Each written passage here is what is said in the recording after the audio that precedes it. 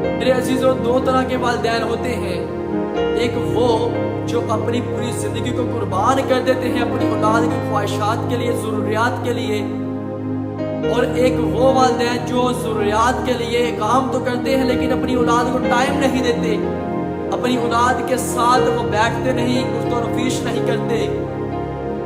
ایک ٹائم آتا ہے کہ جب وہ اولاد بڑی ہو جاتی ہے، جس طرح چھوٹا سا پودا اگتا ہے وہ آہستہ آہستہ ایک درخت بن جاتا ہے، پھر ہم اس درخت کو چاہیں تو دائیں نہیں پھیر سکتے، بائیں نہیں پھیر سکتے۔ اور میرے عزیزوں، ہماری اولاد جو ہے وہ ہماری بات چیت کے ساتھ ساتھ ہمارے عمل کو بہت زیادہ پسند کرتی ہے اور قبول کرتی ہے۔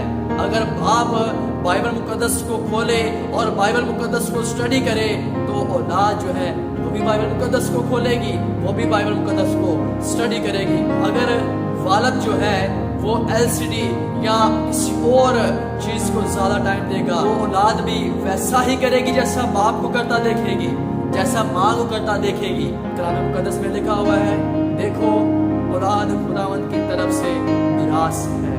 جس طرح کہ جسمانی باپ اپنی اولاد کے لیے اچھی میراث تیار کرتا ہے، گھر تیار کرتا ہے، کاروبار تیار کرتا ہے، ان کی ہر ایک طرح کی خواہش ضرورت کو پورا کرتا ہے، اسی طرح آسمانی باپ جو ہیں وہ والدین کو تحفے کے طور پر اولاد دیتے ہیں۔ اور اب والدین کو اس تحفے کی تربیت کیسے کرنی ہے؟ خداوند کے قوانین کے مطابق، کلام مقدس کے مطابق، تاکہ ہماری اولاد کے چلنے پھرنے سے خداوند کا جلال ظاہر ہو۔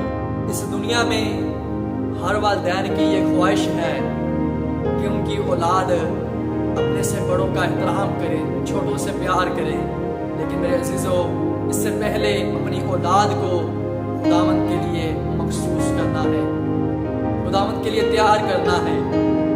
اور جب ہماری اولاد خداوند کے لیے تیار ہوگی تو پھر ہمارا اچھا معاشرہ ہوگا۔ یہاں پر میں ایک صاحب کی بات کر کے ختم کرنا چاہوں گا۔ ایک صاحب کی 7 بیٹیاں تھیں۔ ایک دن وہ کام سے گھر آئے تو آ کر اپنی بڑی بیٹی سے کہا کہ بیٹا مجھے کھانا بنا دیں۔ اس نے بنا کر نہ دیا۔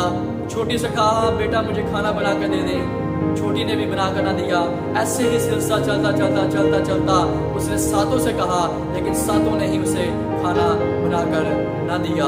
میرے عزیزوں، اپنی اولاد کی اچھی تربیت کریں تاکہ آپ کو اس اچھی تربیت کا اچھا پھل بھی مل سکے۔ خداوند آپ سبوں کو بہت زیادہ برکت دے، آمین۔